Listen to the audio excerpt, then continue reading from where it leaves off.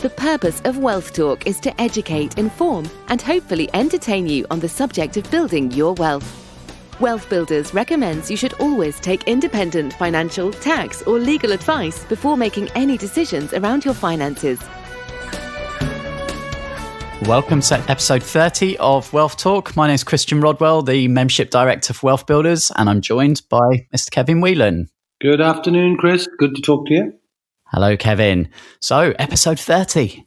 How did we get here so soon? It's a shocker, isn't it? It's been going for quite a while now. I'm enjoying it, though. I've got to say we've had some great feedback as well, not just about our interactions, which are often quite humorous, but also the interaction of our contributors, how much great value they're sharing, and we want to thank them for that, don't we, really? Most definitely. And we continue this week talking around the Pillar 4, which is property portfolio. And we're moving on to the strategy of commercial property. Now, for many people, they will have perhaps dipped their toe into the world of property through residential. And commercial feels like a big step, Kevin. Is it so? Well, it's different, but it's the same. I mean, if you think about what have we learned so far about strategies, we've learned buy to let. Well, you can buy to let, you can buy commercial property and rent it to a single company. You've heard about HMOs. You can do HMOs in commercial property. You can rent multi rooms to small businesses. We've heard about what else have we heard about? Maybe people doing flips, so you can convert property and completely change the face of property. So very similar things in terms of what can be done, the creativity of space, the creativity of getting higher value from the space. And you heard last week, I think, from Lee Pemberton, who converts crusty old property from crusty old people into something that's renovated and contemporary and new. So it's the same, but it's different. What's very different is the market is less crowded. There are less people doing this because in order to take that higher step where the figures tend to be larger, there's planning risk, there are other risks involved, development risk, things that are not easy to do without really investing a lot more time in the education side. So there's less novice landlords here. And as a result, the market is less crowded, so there's less competition. So I think that's interesting.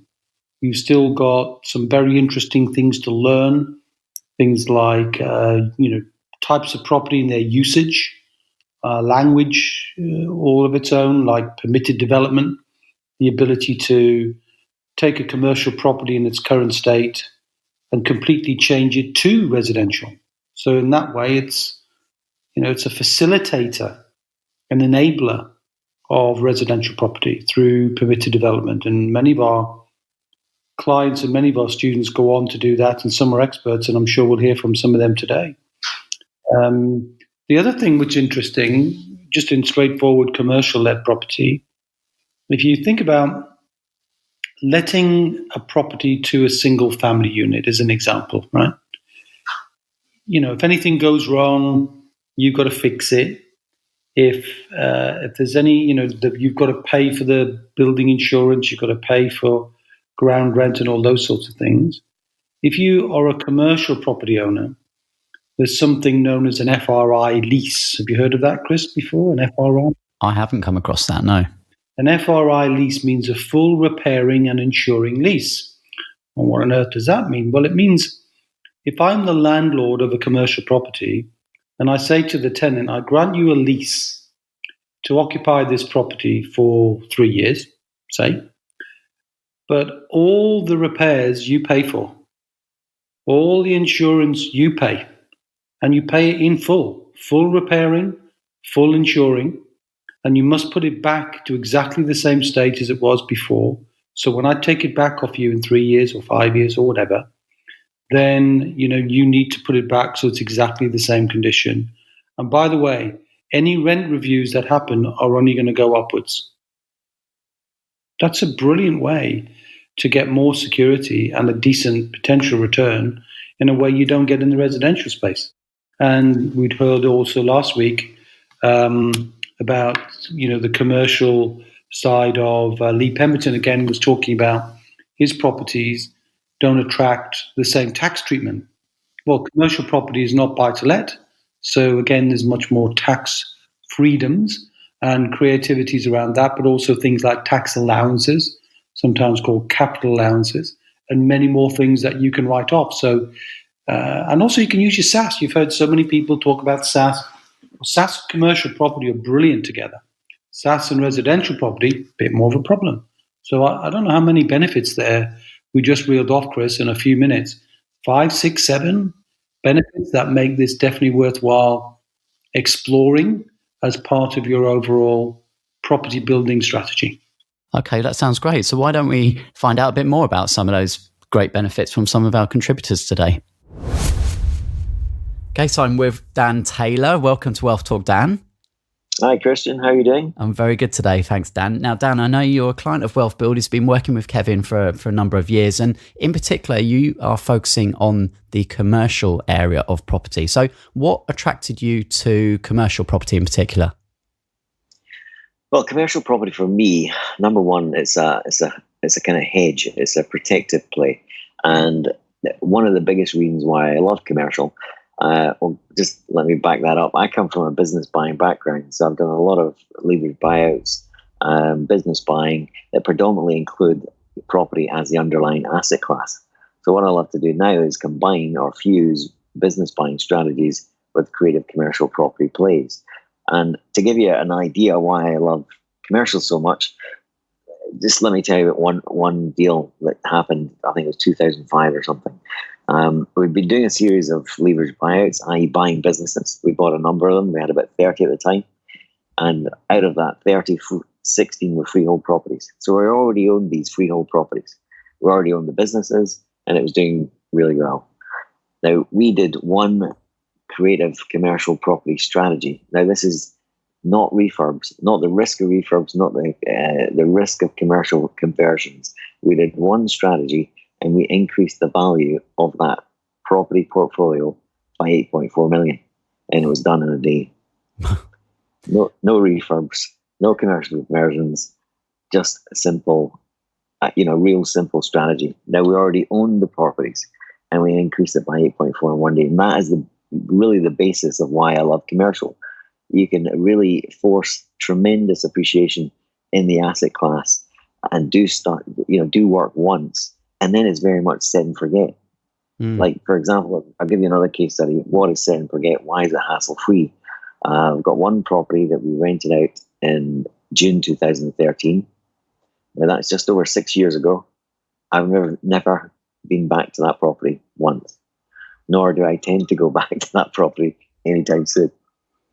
And, it sounds a bit, contrarian. It sounds a bit disruptive, but, and it is, because not all commercial is good. Because we see in CVAs up and down the high street, there are brands that have been around for decades going out of business left, right, and centre.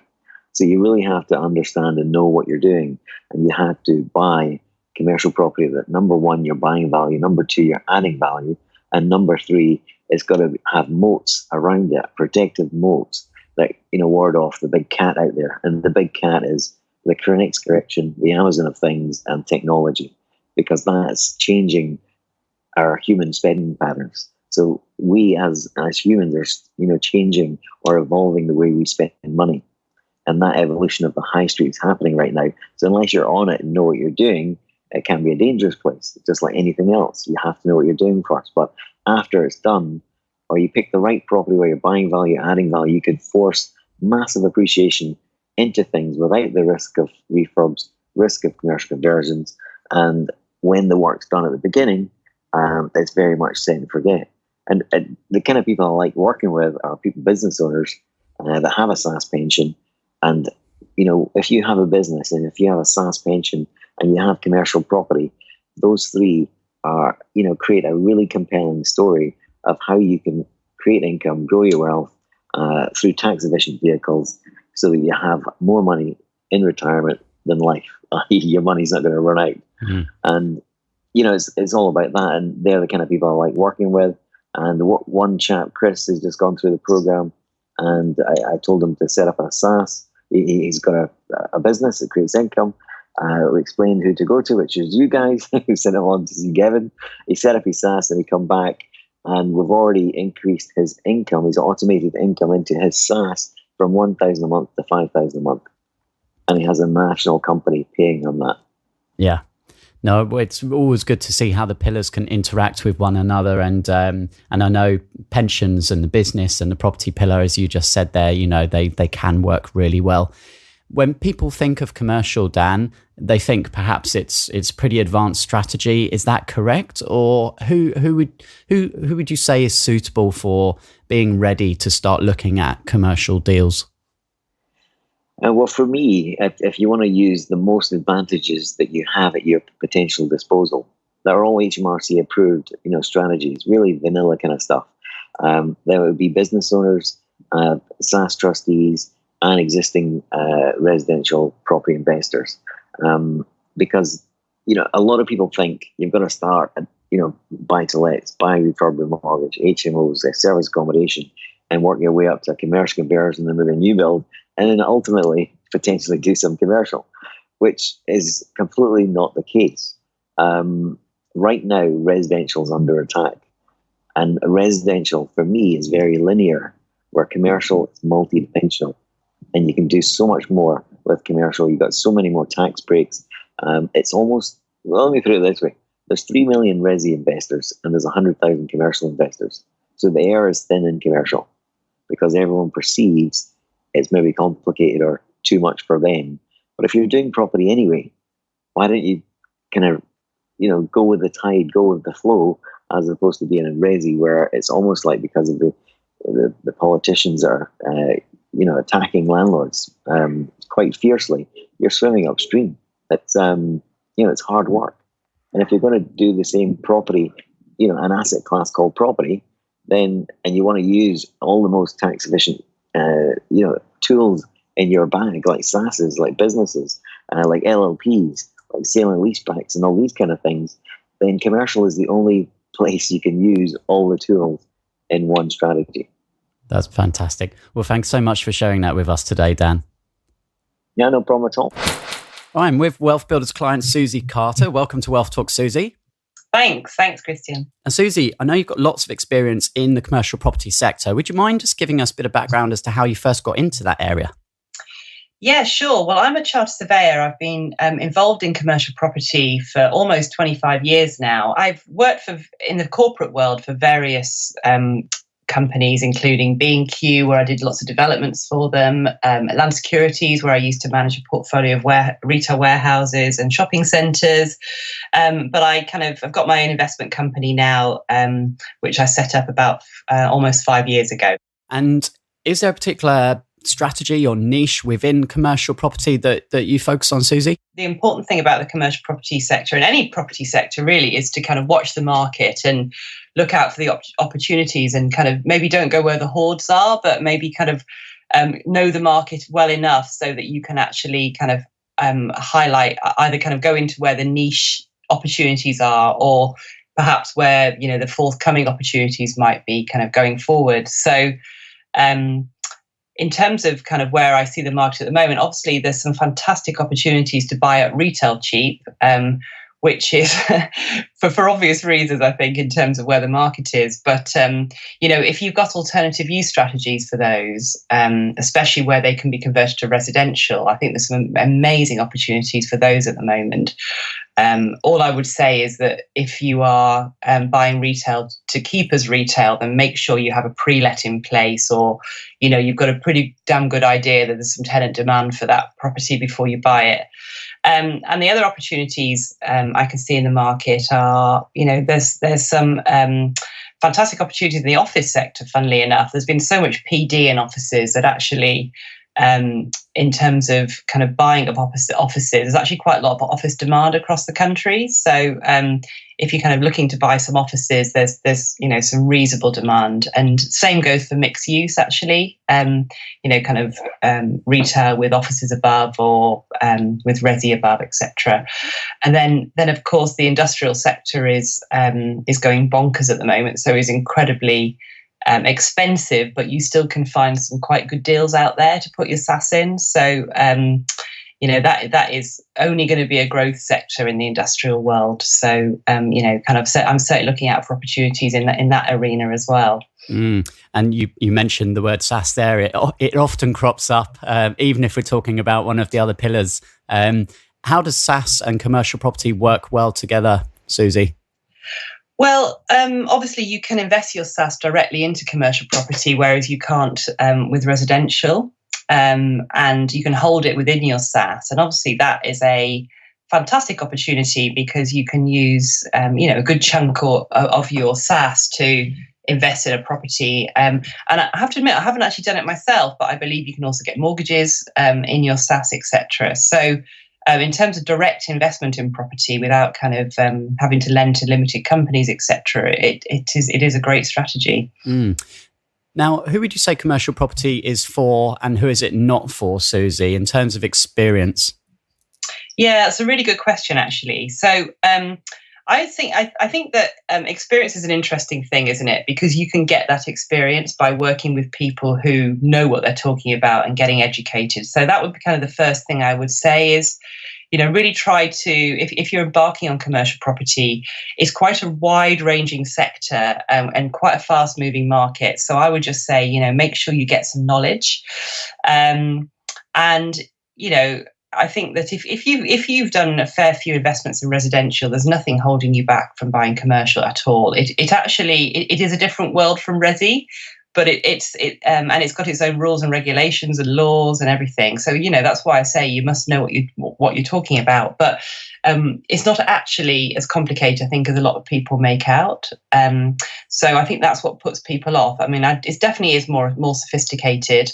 But the absolute top tip I would give you, if you haven't got necessarily kind of years of experience in commercial property and want to invest in it, is just employ these services as some really good professionals. So obviously a good commercial property lawyer is an obvious one, and the same with a broker. But I think what a lot of people in the resi world don't realise is that actually it's very commonplace in the commercial property world to employ an agent to act on your behalf when you're acquiring something. And they can be national or local agents, but you just need to get somebody that knows that town and knows that type of property really, really well. And they will be invaluable because they will have direct line to all the occupiers. They will know what similar properties sold for, so they'll probably save you some money on the purchase price, and they'll be able to help you with your valuations, etc. And yes, you will have to pay a fee, but in my view, especially if you're just starting out, it's kind of worth its weight in gold. So I really would say that's kind of a top tip if you're starting. Definitely. Thanks so much for sharing with us today, Suzy. Okay, no problem. Thanks for having me. Okay, so I'm with WealthBuilders client Mark Stokes, and welcome back to Wealth Talk, Mark. Thank you very much, Christian. Hope you're well. I'm good, thank you. Mark, today we're talking about commercial property, and you've got experience from both sides. I know you've worked, previously in that sector, and obviously now working on your own project. So would you mind just giving us a bit of background about that, please? Yeah, I worked for 25 years in corporate life, constructing power stations, data centres, and obviously that involved a huge amount of commercial real estate. In fact, around about 3 million square feet of commercial real estate was converted, redeveloped in one way, shape or form.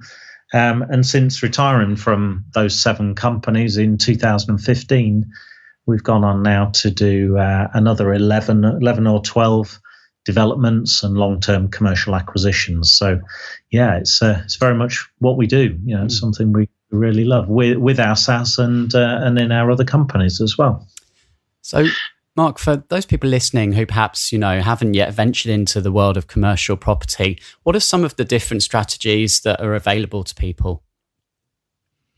Yeah, so a very different array and quite often a different mindset as well. Certainly who you're contacting changes. So we're working extensively with commercial agents, very different to real estate agents and estate agents. So that's a big difference for us. We're dealing with a lot larger numbers in the field that we operate in. So our acquisition value would be in between 500,000 and 5 million. Purchase price. and then we'll be converting or redeveloping or added value in many different areas. But I'll come back to those two words, added value. Doesn't matter what property strategy you're at. If it's an asset-based property strategy and you can add value, then that's the ultimate underpinning foundations of commercial property. And one of the largest areas that we can do, apart from the Office of Planning, is long-term leases. And in fact, in a recent development of 5 commercial properties, we repaired the leases. The leases were either non-existent. I'm talking about long-term full repair and insure leases. So we're restructuring leases and contracting our commercial properties out to other parties who will take full responsibility for all the building and fabric for 5, 10, 15, even 18 years. So it becomes I wouldn't say hands-off passive. I'm not particularly familiar with those words. You're still operating a business, but you can transfer risk and liability for long periods of time to parties with a great covenant strength. And that means great leverage. And as anybody involved in property knows, great debt and leverage is a wonderful thing. Mm. And with that, Mark, does come greater risk as well? And what are some of the threats or changes that someone might need to be thinking about within commercial? Yeah, the risks are different. Whether they're greater or not, I think it depends on the context of your knowledge and your education. And I know you're very passionate about education and making sure you're on top and a black belt in any strategy. And we most certainly very much focus on that continuous evolution of training. Some of the risks, clearly we're seeing a lot of volatility on the high streets at the moment. The economic climate and the, I'll put it delicately, the political uncertainty as well. Not quite sure what our politicians are doing right now, but that's all having an adverse effect on the economy. But there is very much a transition, not just at economic level, but also in the way we buy, the way we shop. I mean, Mrs. Stokes has more brown boxes from Amazon being delivered to our house than you can shake a stick at. A great example where our retail high streets are often referred to as Amazon shop fronts, where you'll go and have a look at something there, but then you'll get your phone out and buy it on the way home at a cheaper price on the web. So, but that gives us opportunity. It might be a transitionary opportunity from high street to a good friend of mine does some fantastic work in large distribution centres in the Midlands, and some of these buildings are absolutely enormous. In fact, somebody used to tell me, family member when I was very young, that the only man-made object you could see from the moon was the Great Wall of China. I have no idea whether that was true or not, but I suspect some of the IKEA and Amazon warehouses that are being built now, are certainly visible from space. Yeah, and looking forwards, Mark, into the next 5 or even 10 years, where do you see the future of this sector? I think you've got to be flexible. We like small, nimble units. We do like the local economy rather than the macro economy, but you need high covenanted strength, strong counterparties on all the contracts. We like a mix. Commercial property is great. We like commercial properties to convert to residential. We do hold a few HMOs. So I think having balance and diversity in any of your portfolio investments, and property is no different. So holding commercial property in different areas, in different forms, in different structures, and diversification across different sectors as well. You may be in the education sector, the local authority sector, prime retail and distribution. So you become insulated to cyclical and counter-cyclical movements in the market. Thanks for sharing, Mark. No problem at all. Okay, so 3 differing perspectives there on how to approach commercial. Kevin, what were your observations? We started with Dan first up there. Well, I think the observations across all 3 was the degree to which each person has really leveraged, which is a key part of the whole wealth building process, understanding where your leverage comes from. They've used their experience, Dan with experience in business, Suzy with experience is a surveyor, Mark with his corporate experience, working with big projects and seeing things from both sides. It's given them all incredible insights. Not that you need that, but it's just a great way to already be further ahead, if you like, in the plan, because they've already leveraged their existing experience. I think that's smart, rather than just learning things from scratch. But it's not a marketplace you can't get into, because all three are really great teachers as well as great developers in their own right. And as we picked up last week in the service accommodation episode, that this is definitely a business. And Dan actually mentioned about how the pillars interact really well with one another, the business pillar, the SaaS pillar, and commercial property working well. Exactly right. And, one of the things I've noticed about what Dan has done is really try to find properties where he can identify a tenant type, a certain tenant type, like national chains of coffee or national chains in pizza or national chains in pubs. And what he's found, and I'm sure he hinted at in a rather big story there, is you can get these big brands to pay for all the work in a property you own because they want it fitted out and kitted out exactly to the standards of the brand. So you can give them a shell, they'll do all the work for you. So it's a reflection of being smart and identifying your tenant type.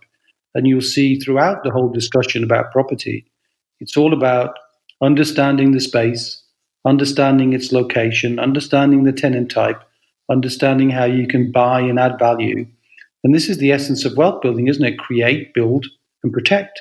Isn't that kind of what Dan said? You buy well, you add well, and you protect well. This is just a reflection of the wealth building process in action here.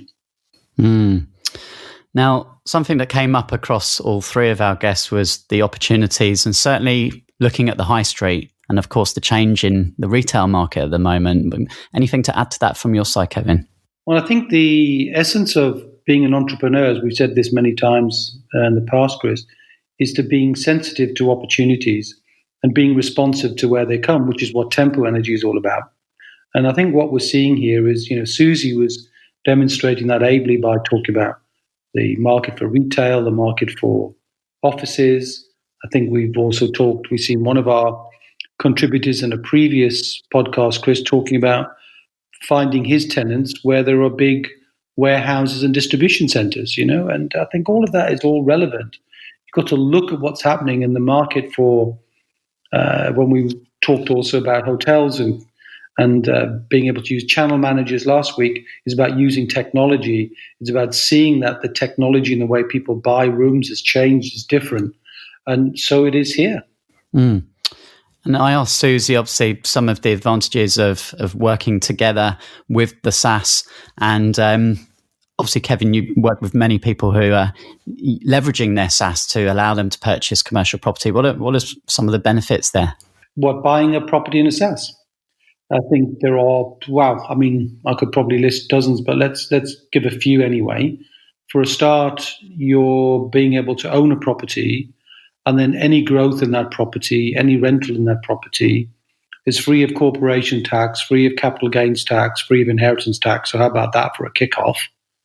The second thing is you get leverage. So you can bring 50% leverage. You've got a £300,000 SaaS, you can buy £400,000 worth of property.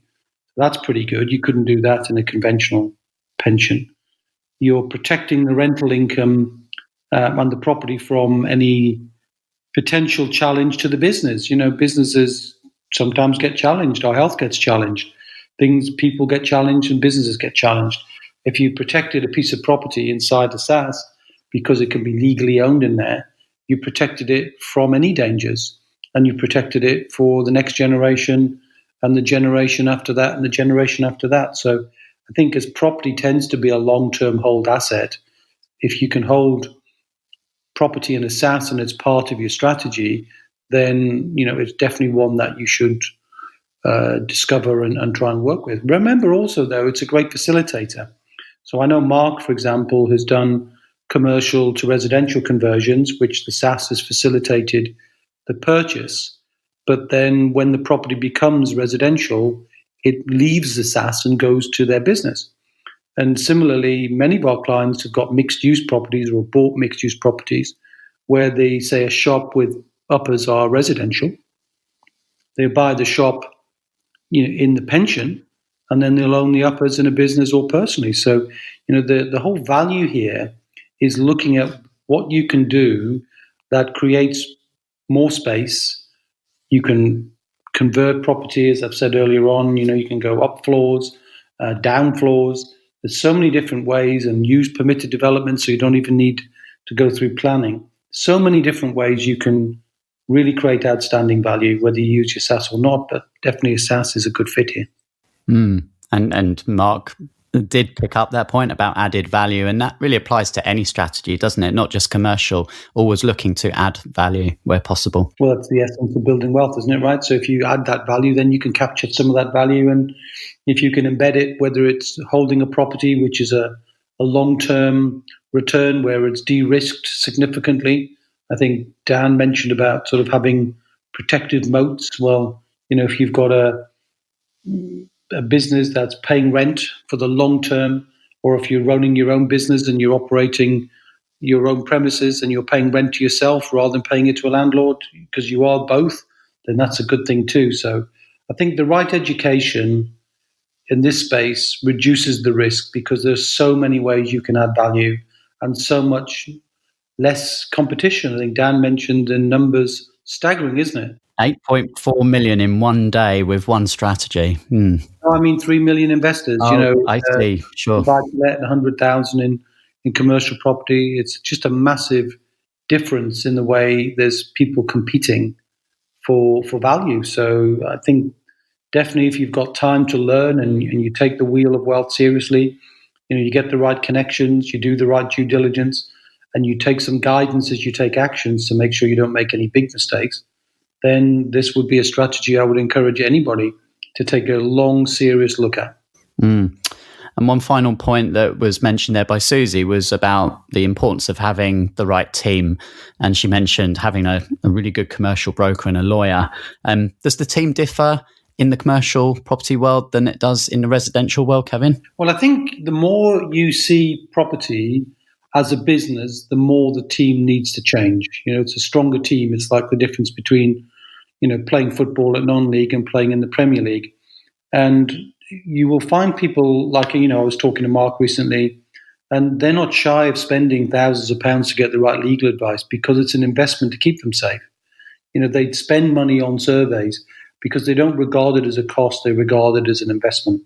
And having a good team, and obviously it helps if you've got, like Mark has got a great team, he's got himself, he's got Nigel, he's got a big supporting cast of people who are helping in that process within the Equa Group.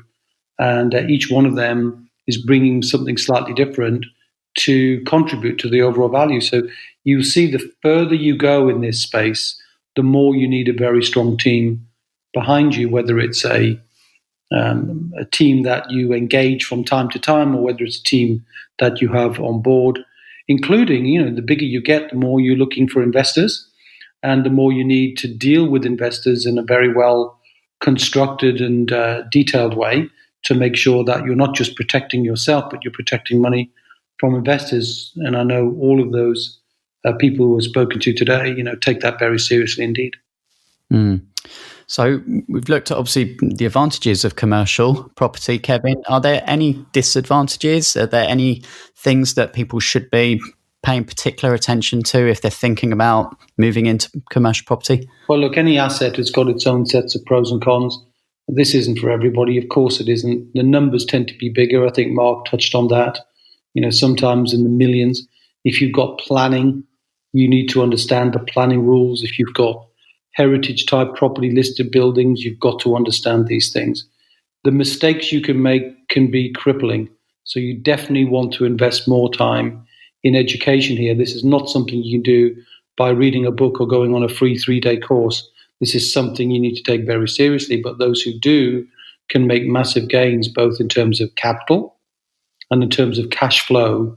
And the combination of being able to get that double compounding effect, if you like, flows of cash, lumpy cash, and flows of cash flow regular cash flow can make a big difference to your wealth. And I think, that's why I think it's an impressive strategy to be taking a look at, the more you're willing to consider it like a business.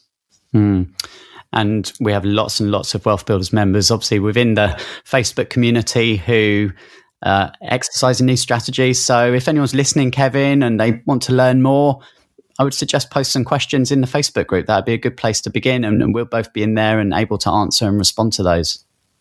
Yeah, I think there's always room to do that, because we want to not just build up a whole series of FAQs on all of the different strategies, actually. So whatever you've got a question, recognize that we're here to be in a supporting cast role to help you learn and find your way, to turn that wheel of education, support, connection, due diligence, and action. And I hope everyone who's a regular listener has now committed that to their memory and turn that wheel of wealth. Do not cheat the wheel, and enjoy that process, because every time you turn it, you get bigger, you get stronger, and your capacity to do bigger and better things and build your wealth in a more accelerated way just takes over. And I think our three contributors today are evidence of that. So we've covered several strategies over the last few weeks, Kevin. Where do we turn our focus in our future episode, would you say? Well, I think probably because a lot of the overlay in the property strategies to date have really talked about tax efficiency here and tax efficiency there. Maybe we should have just a one-off, find ourselves a pretty good property-based accountant to give us some of the real things to avoid and things to do, hints and tips on being a bit more tax efficient and tax effective as we build our property strategies. How about that? That sounds like a good one to me. Okay. Thanks, Kevin. Enjoyed talking to you again today. And I'll see you on the next episode of Wealth Talk. Look forward to it. See ya.